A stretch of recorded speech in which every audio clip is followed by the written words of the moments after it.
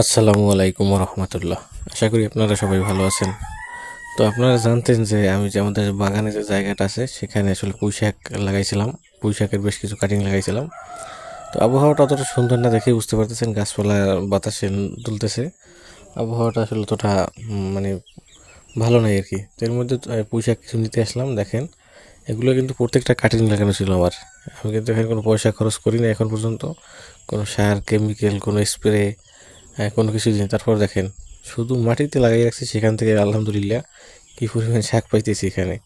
তো এখান থেকে প্রায় প্রায় শাক নিই আমরা আমাদের খাওয়ার জন্য, এবং আজকেও নিলাম। দেখেন এই যে বেশ বেশ এখানে প্রায় 40 থেকে 50 টাকার হবে আমাদের স্থানীয় বাজার অনুযায়ী। 40-50 টাকা বাদ দেন, 30 টাকার হলেও বাসি থেকে কোনো কোনো আপনার সার ওষুধ ছাড়া। দেখেন এই যে আরও কিন্তু আছে এখানে। তো টোটাল হয়তো বা 150-200-250 টাকার শাক কিন্তু এখানে হয়ে যাবে ইনশাল্লাহ।